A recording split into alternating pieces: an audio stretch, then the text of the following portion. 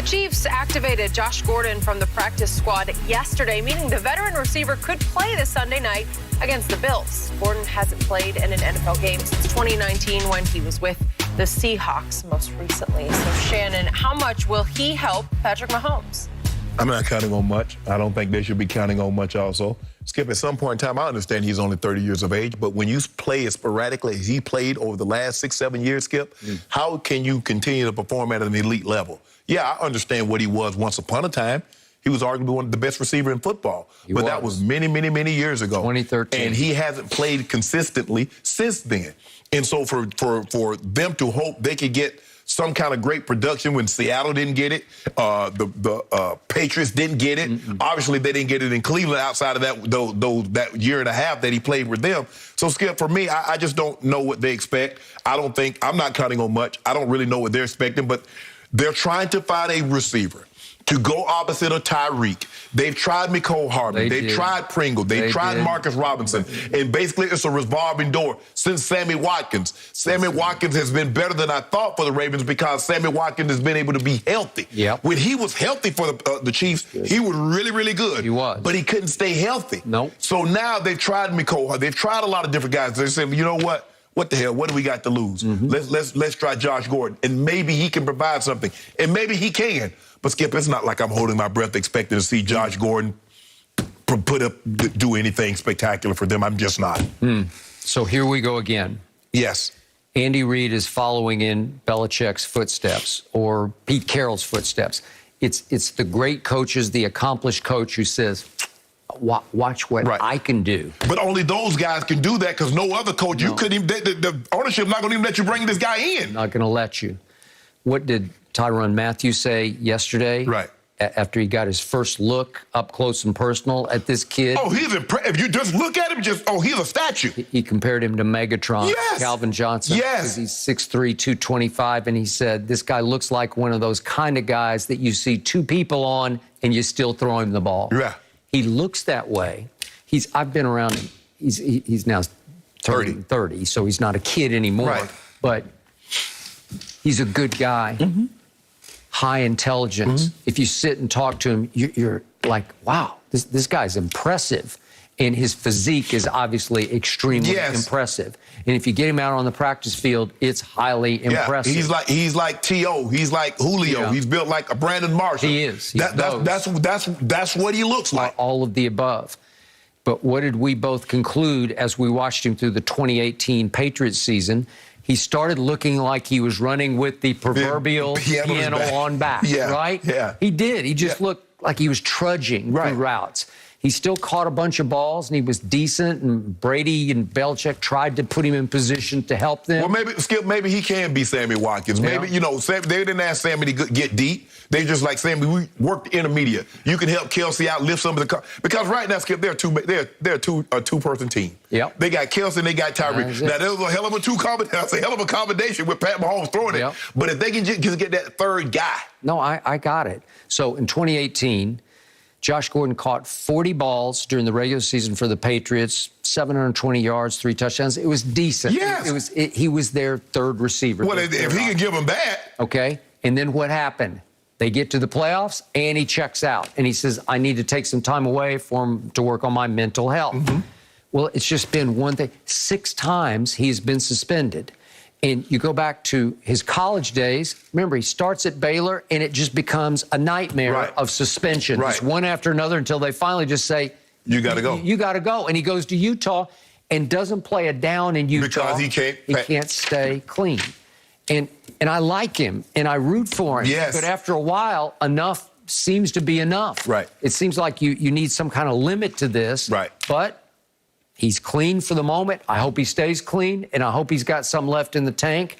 And if anybody can get what you should be able to get out of him, it's going to be Andy Reid and Patrick Mahomes. So here we go again. Yeah, Skip, I hope it works out, but I'm not.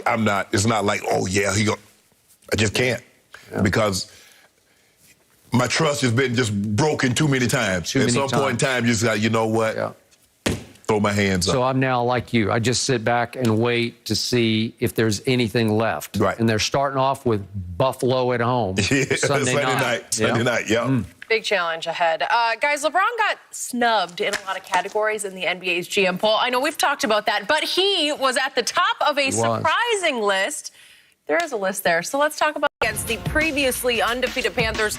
USA Today's latest NFL power rankings has the Cowboys as the 5th best squads in the league. The only teams ahead of them right now are the Cardinals at number 1, followed by the Rams, Bucks, and then the Browns. So Shannon, how do you feel about the list? Did they get it right? Hell no. The Cowboys barely the 5th best team in the NFC, let alone the whole NFL. Cards, Rams, Bucks, Packers. I would put all them in front of the Cowboys. And then I would say Buffalo. I would say the Ravens. I would say Kansas City. So ain't no way they're a top 5 team. No way, no how, no shape, form, or fashion. Absolutely not. And the Browns got no business whatsoever being in the top, Skip. They're not better than Buffalo. They're not better than the Ravens. I don't believe they're better than Kansas City because Kansas City has beat those guys head to head. Said we're going to find out because they played the Chargers this week, Skip. So a lot of things will get crystallized for us this week because tomorrow night Seattle plays the Rams. The Chargers play the Browns. So we're going to get some clarity. Buffalo plays Kansas City. So we'll have some clarity come Monday. But as I sit here right now, the Cowboys have 1 win. They beat a very good Chargers team. I will give you that.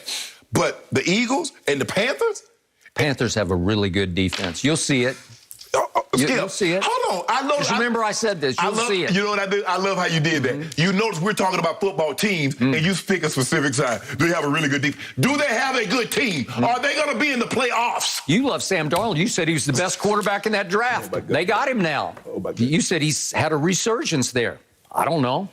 He's playing better. DJ Moore, I think he's spectacular. Yes. Yep. Yes. They beat them, but I do not believe they are a good team. I don't believe they're going to make the playoffs. I voiced that. What you tried to do was that you tried to play up Carolina. So therefore, if you beat them, that means the Cowboys must be really, really, really good. I told you what was going to happen. I said it's going to be a very similar situation to the Philadelphia Eagles. I was right because the score at one point in time to start the fourth quarter was 36-14. The Cowboys took their foot off the gas. Jerry Jones even said that, and Carolina come back, make the game a lot closer than it actually was. Yep. My turn? It's your turn. Thank you. Your favorite website, Pro Football Focus, now grades overall teams in the National Football League. Number 1 on their grading list is the Cleveland Browns, my Super Bowl pick to come out of the AFC. No way, no how. Number 1, I'm just telling you what they rank. Number 3 on that list is my Dallas Cowboys, so 1 and 3. No chance. I stick with my Super Bowl pick. It's going to be Tampa over the Cleveland Browns in the Super Bowl.